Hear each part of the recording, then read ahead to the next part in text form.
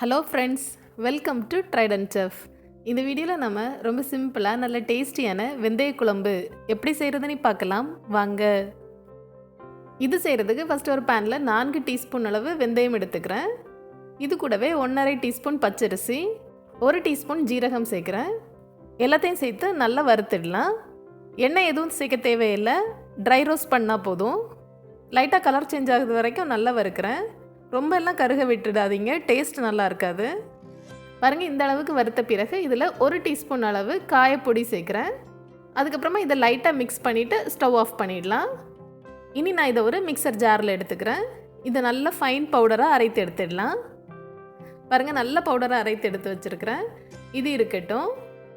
அடுத்து ஸ்டவ்வில் ஒரு பேன் வச்சு இதில் 2 டேபிள் ஸ்பூன் அளவு நல்லெண்ணெய் எடுத்துக்கிறேன்.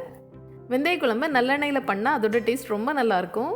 எண்ணெய் நல்லா சூடான பிறகு இதில் 1/2 டீஸ்பூன் கடுகு, 1/2 டீஸ்பூன் உளுத்தப்பருப்பு, 1/2 டீஸ்பூன் வெந்தயம் சேர்க்குறேன். இது எல்லாம் எண்ணெயில் நல்லா பொரியட்டும். அதுக்கப்புறமா இதில் 1 கொத்து கருவேப்பிலை சேர்க்குறேன். கூடவே 1/4 டீஸ்பூன் அளவு காயப்பொடி சேர்த்துக்கிறேன். மறுபடியும் இது எல்லாத்தையும் சேர்த்து லைட்டாக வதக்கி விட்டுடலாம். அப்புறமா இதில் 5 பல் பூண்டை லைட்டாக சதைச்சி எடுத்து இதில் சேர்த்துக்கிறேன். இந்த பூண்டெல்லாம் எண்ணெயில் லைட்டாக பொரியிறது வரைக்கும் இதை நான் நல்லா மிக்ஸ் பண்ணி விடுறேன். அப்புறமா இதில் 100 கிராம் அளவு சின்ன வெங்காயத்தை சேர்க்குறேன். சின்ன வெங்காயத்தை 2-3 பீஸாக கட் பண்ணி எடுத்து இதில் சேர்க்குறேன். எல்லாத்தையும் சேர்த்து நல்லா வதக்கி விட்டுடலாம். இந்த வெங்காயம் எல்லாம் லைட்டாக கண்ணாடி போல் வர்றது வரைக்கும் வதக்கி விடுறேன்.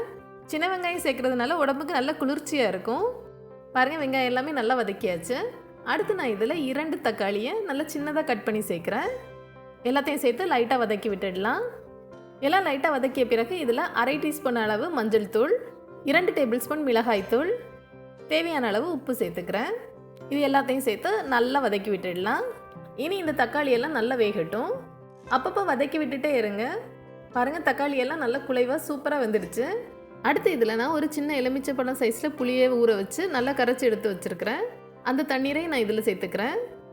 இது கூடவே 1/2 கப் அளவு தண்ணீர் சேர்க்குறேன். எல்லாத்தையும் சேர்த்து நல்லா மிக்ஸ் பண்ணி விட்டுடலாம். எல்லாம் நல்லா மிக்ஸ் பண்ண பிறகு நம்ம இதை மூடி வச்சிடலாம். 5 நிமிடம் இது மூடி இருக்கட்டும். ஸ்டவ்வை நல்லா ஹை ஃப்ளேமில் வச்சுக்கோங்க. 5 நிமிடம் இது நல்லா வேகட்டும். 5 நிமிடத்துக்கு அப்புறமா நம்ம இதை ஓப்பன் பண்ணிடலாம். எல்லாத்தையும் மறுபடியும் நல்லா மிக்ஸ் பண்ணி விடுறேன். இந்த டைமில் நீங்கள் இதில் டேஸ்ட் பார்த்துக்கோங்க.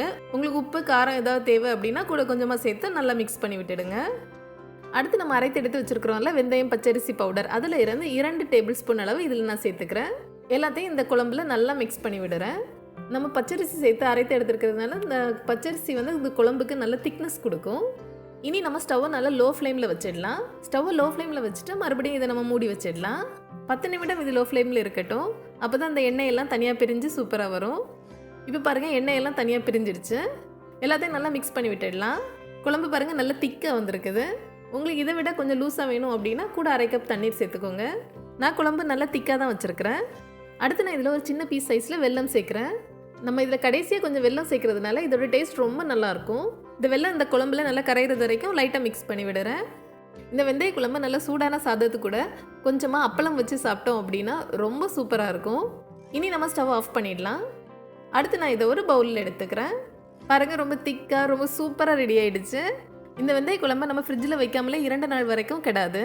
அவ்வளோதான், ரொம்ப சிம்பிளாக நல்ல டேஸ்டியான வெந்தய குழம்பு ரெடி ஆகிடுச்சு.